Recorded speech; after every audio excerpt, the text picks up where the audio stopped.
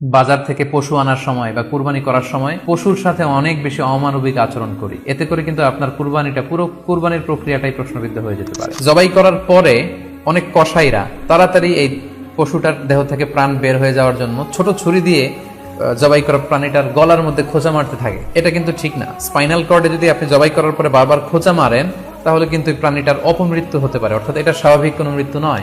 আমাদের বাংলাদেশের অনেক জেলায় আমরা হিন্দু মুসলমান একসাথে থাকি। আমার কাছে নিউজ এসেছে যে অনেক জায়গায় অনেকে হিন্দুদের মন্দিরের সামনে কুরবানির গরু জবাই করে। এটা ঠিক না। যে জবাইয়ের স্থান এবং বর্জ্য কুরবানির পরে এটাকে নিজ দায়িত্বে যে আমরা অল্প কয়েকটি রিমাইন্ডার আপনাদের সাথে শেয়ার করে আজকের আলোচনাটুকু আমরা এখানেই জবনিকা টানবো, এখানে আমরা আলোচনাটি শেষ করবো ইনশাআল্লাহ।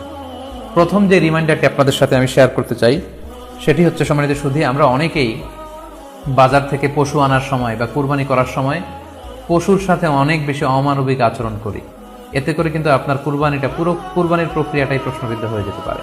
সবাইকে বলছি আমরা যাতে পশুর সাথে মানবিক আচরণ করি, কুরবানির পশুর সাথে এমন কোনো আচরণ যাতে না করি যাতে ওর কষ্ট না হয়, আমরা যেন এটা খেয়াল রাখি।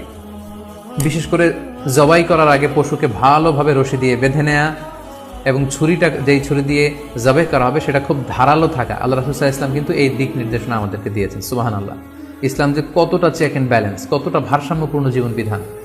আল্লাহ রাসূল সাল্লাল্লাহু আলাইহি ওয়াসাল্লাম সহিহ মুসলিমের বর্ণনায় তিনি বলছেন, ইযা যাবাহতুম ফাআহসিনুয যিবহা, তোমরা যখন জবাই করবে সেখানেও তোমরা ইহসান করো। কেননা আল্লাহ তাআলা সব জায়গায় ইহসানকে অবধারিত করেছেন। আমরা জীবনে যাই করব না কেন সেটা ইহসানের সাথে করতে হবে। তো পশুটাকে কিন্তু আমি জবাই করব, স্লটার করব। আল্লাহ রাসূল সাল্লাল্লাহু আলাইহি ওয়াসাল্লাম বললেন, যখন স্লটার করবে, জবাই করবে, তখনও সেটার প্রতি ইহসান করে তোমরা জবাই করো। ওয়া ইযা যাবাহতুম ফাআহসিনুয যিবহা, সেক্ষেত্রেও তোমরা সফট হার্টেড হও, সেটাকে ইহসানের সাথে জবাই করো। কিভাবে ইহসানের সাথে জবাই করবে? ওয়ালিয়ুহিদ্দা আহাদুকুম শাফরাতাহু ওয়ালিয়ুরিহ যাবিহাতাহু, তোমরা তোমাদের ছুরিটা খুব বেশি করে ধারালো করে নাও, যাতে করে খুব স্মুথলি স্লটারিংটা হয়ে যায়, খুব স্মুথলি কুরবানিটা তাড়াতাড়ি হয়ে যায়, যাতে প্রাণীটার কষ্ট না হয়।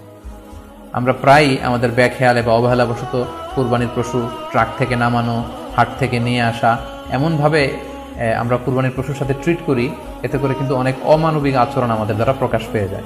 সো আমরা যদিও এটাকে জবাই করবো, আমরা যেন ইহসানের সাথে জবাই করি, এই বিষয়টা যেন আমরা খেয়াল রাখি। এটা হচ্ছে প্রথম রিমাইন্ডার।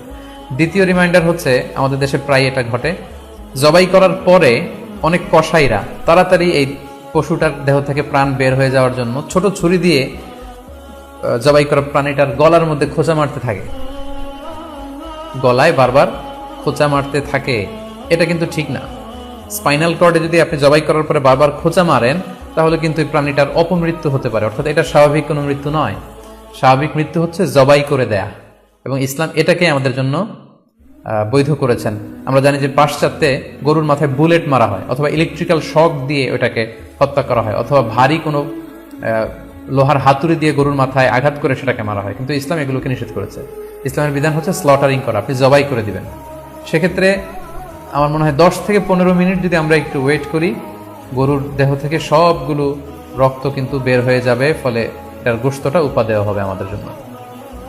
কিন্তু আমরা যদি তাড়াহুড়ো করে, বিশেষ করে অনেক কসাই ভাইরা, রুহটা যাতে তাড়াতাড়ি বের হয়ে যায়, প্রাণটা যাতে তাড়াতাড়ি বের হয়ে যায়, জবাইয়ের পরে আবার ছোট ছুরি দিয়ে স্পাইনাল কর্ডে খোঁচা মারতে থাকে, এটা কিন্তু ঠিক না। এতে করে যেটা হয়, এটা স্বাভাবিক মৃত্যু হয় না, বরং অপমৃত্যু হয়ে থাকে।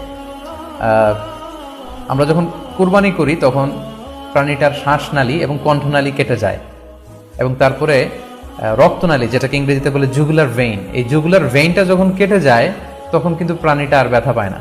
গবেষণায় দেখা গিয়েছে যে যদিও আমরা দেখি যে প্রাণীটা খুব ছটফট করে, লাফালাফি করে, কিন্তু আসলে সে ব্যথা পায় না। জুগুলার ভেইন যখন কেটে ফেলে তখন ব্রেইন তাকে স্পাইনাল কর্ডের মাধ্যমে হার্টে সিগন্যাল দেয় আরো বেশি পাম্প করার জন্য, আরো বেশি রক্ত পাঠানোর জন্য। ফলে দেহের সবগুলো রক্ত গলার ওই কাটা জায়গা দিয়ে কিন্তু বের হয়ে যায়। তো ওই মুহূর্তে আপনি যখন ছোট ছুরি নিয়ে এটার স্পাইনাল কর্ডে খোঁচাখুচি করতে শুরু করেন তখন কিন্তু এটার অপমৃত্যু ঘটে, এটা স্ট্রোক হতে পারে, এটা হার্ট অ্যাটাক করে মারা যেতে পারে। তাহলে সেটা কিন্তু স্বাভাবিকভাবে জবাইয়ের মধ্যে দিয়ে মৃত্যুবরণ করলো না, বরং হার্ট অ্যাটাক করে বা স্ট্রোক করে সেটা মারা গেল। তখন কিন্তু আপনার কুরবানিটা প্রশ্নবিদ্ধ হয়ে যেতে পারে। তো এই জন্য আমি সকলের কাছে অনুরোধ করবো, আপনারা তাড়াহুড়ো না করে 10 থেকে 15 মিনিট একটু ওয়েট করেন, জবাইয়ের পরে এটাকে স্বাভাবিকভাবে, ন্যাচারালি, প্রাকৃতিকভাবে এটা রুহটা বের হতে দিন। তা না হলে আমাদের কুরবানি কিন্তু প্রশ্নবিদ্ধ হয়ে যেতে পারে। 3 নম্বর রিমাইন্ডার হচ্ছে, আমাদের বাংলাদেশের অনেক জেলায় আমরা হিন্দু মুসলমান একসাথে থাকি। আমার কাছে নিউজ এসেছে যে অনেক জায়গায় অনেকে হিন্দুদের মন্দিরের সামনে কুরবানির গরু জবাই করে। এটা ঠিক না, কারণ আমরা জানি যে ওরা এই গরুর পূজা করে থাকে। সো আমরা এমন কিছু করব না যেটা ওদেরকে খুব বেশি কষ্ট দিবে। সো অনেকে শুনেছি যে উস্কানিমূলকভাবে তারা একটু দেখিয়ে দিতে চায় বা তাদের উপর প্রতিশোধ নিতে চায়। এরকম করে অনেক সময় হিন্দুদের বিভিন্ন গ্রামে মন্দিরের সামনে এই কুরবানির ব্যবস্থাপনা করা হয়। আমি বলবো যে আমরা এটা যাতে না করি। আমরা হিন্দুদের যে উপাসনালয় আছে, আমাদের হিন্দু ভাইদের উপাসনালয়গুলোকে স্কিপ করে এমন জায়গায় কুরবানি করব যাতে করে তাদের এই দৃশ্য দেখা না লাগে এবং তাদের এবাদতগাহের সামনেও যাতে আমাদের এরকম পরিস্থিতি তৈরি করতে না হয়। আমরা যাতে সাম্প্রদায়িক সম্প্রীতি আমাদের আবাদতের মধ্য দিয়ে বজায় রাখতে পারি এবং কোনো ধরনের উস্কানিমূলক কর্মকাণ্ডে যেন আমরা কখনোই যুক্ত না হই। 4 নাম্বার এবং সবচাইতে গুরুত্বপূর্ণ পয়েন্ট হচ্ছে, জি খেয়াল করে শুনুন, আপনাকে বলছি, 4 নাম্বার পয়েন্ট হচ্ছে যে জবাইয়ের স্থান এবং বর্জ্য কুরবানির পরে এটাকে নিজ দায়িত্বে পরিচ্ছন্ন করুন। আই রিপিট, আমি আবার বলছি, যেখানে আপনি কুরবানি করলেন সেটাকে এবং এই যে বর্জ্য ময়লা এটা নিজ দায়িত্বে আপনি ক্লিন করুন। সিটি কর্পোরেশনের ভাইয়েরা সরকারি তত্ত্বাবধানে সারা বাংলাদেশের এই সব বর্জ্য আসলে পরিষ্কার করা সম্ভব না। জরিপে এসেছে যে 50 লক্ষ গরু জবাই করা হয় প্রত্যেকটা কুরবানির ঈদে। তো সেক্ষেত্রে আমাদেরকে দায়িত্বশীল হতে হবে। কুল্লুকুম রাঈন ওয়া কুল্লুকুম মাসউলুন আন রাঈয়াতিহি। আল্লাহ রাসূল সাল্লাল্লাহু আলাইহি ওয়াসাল্লাম বলেছেন, তোমরা প্রত্যেকে দায়িত্বশীল আর তোমাদের প্রত্যেকের দায়িত্বের ব্যাপারে কিয়ামতের ময়দানে আল্লাহ তাআলা কিন্তু তোমাদেরকে জিজ্ঞেস করবে। তাই আমরা যেন নিজ দায়িত্বে এই কুরবানির করার স্থান এবং বর্জ্য যেন পরিষ্কার করি। ব্লিচিং পাউডার দিয়ে বেশি করে পানি মেরে আমরা যেন পরিষ্কার পরিচ্ছন্ন রাখি, কারণ আত-তুহুরু শাতরুল ঈমান, পরিষ্কার পরিচ্ছন্নতা এটা হচ্ছে ঈমানের অঙ্গ। এই বিষয়টা যেন আমরা খুব গুরুত্বের সাথে নেই এবং নিজ নিজ কুরবানি আমরা যেখানে দিলাম সেই জায়গাটা যেন আমরা পরিষ্কার করি। বিশেষ করে বিভিন্ন সংস্থা যারা অনেক অনেক কুরবানি করবেন, ভলান্টিয়ারলি বিভিন্ন কুরবানি করে কুরবানির গোশত বিতরণ করবেন, আপনারা এরকম ভলান্টিয়ারলি ক্লিনলিনেস ক্যাম্পেইন করতে হবে যাতে কোনো ধরনের রক্ত, ময়লা, বর্জ্য, আবর্জনা না থাকে।